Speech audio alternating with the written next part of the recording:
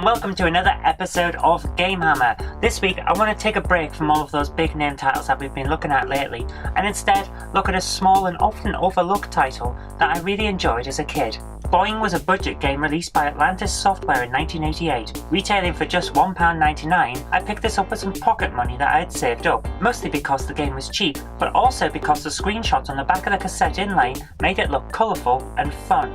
The game was created by one person, Barry Jones. I have to admit I don't know much about this guy, and the only other game of his that I had ever heard of is 1987's Alpine Games, but he appears to have been active from around 1984 to about 1988, with 1986 being his most prolific time on the Amstrad CPC.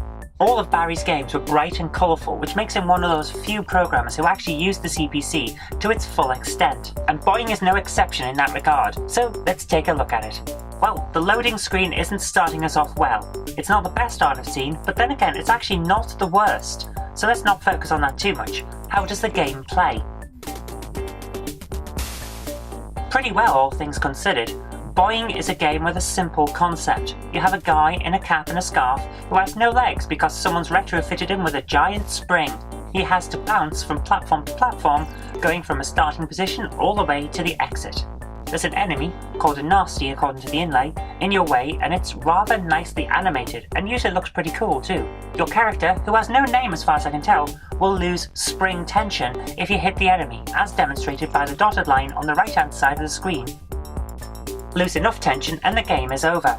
Don't worry though, losing spring tension won't actually change how well you jump, it's just there for determining how many more chances you get to finish the game.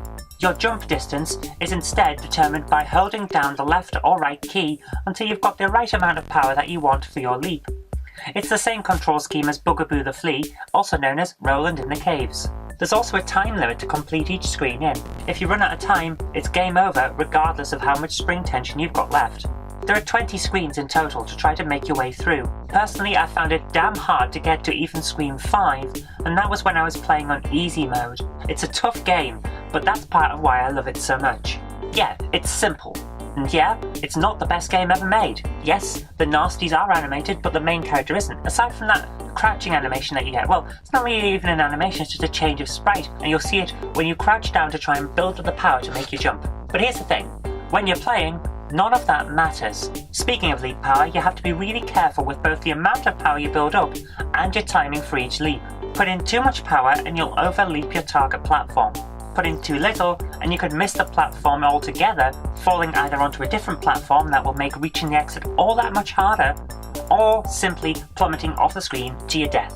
If you hit an enemy, either while leaping or while stood on the platform, your little spring guy will shout, "Ah!" There's no sound effect for this, it just says it in a speech bubble. I love it, it's part of the game's quirky charm.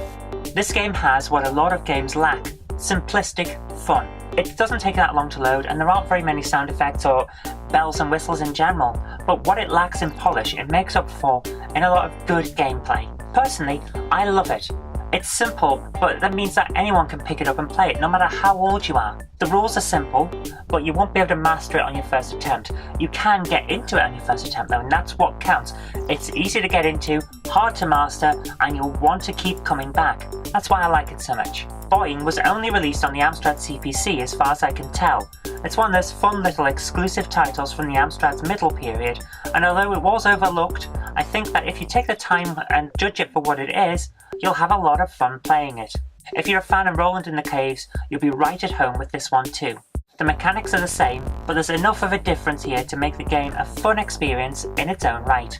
I used to play this game an awful lot when I was a kid, not just because at the time I didn't have a huge amount of games to actually choose from. It's one of those examples where a one-person bedroom coder could stand alongside the larger titles and compete on a reasonably level playing field. It's one of those one-person projects that has a quirky style all of its own, and although, yeah, sure, it's never going to actually win any best game titles or awards or anything like that, it is enough of an interesting game to keep you coming back and it'll entertain you for 10 minutes or so, and to be honest with you, at £1.99 that's really all you can judge it for. So in my opinion, it actually works out really well. Anyway, that's really all we've got time for this week. It's been a bit of a short one, but I think after some of our larger episodes lately, I think we can have a breather. So thank you very much for watching. I hope you did like this look at a quirky title from the Amstrad's history. And if you did, remember to click that like button, share this with your friends so they'll know a good game too when they see it, and do subscribe for future videos because there will be more in the future. But until next time, I've been Zoe Kirk-Robinson, you've been watching GameHammer on the Knobmouse channel, and I'll see you later. Today's video is brought to you by my graphic novels, The Collected Life of Knobty Mouse, Volume 1, All Over the House, Volume 1, and All Over the House, Volume 2. Thank you.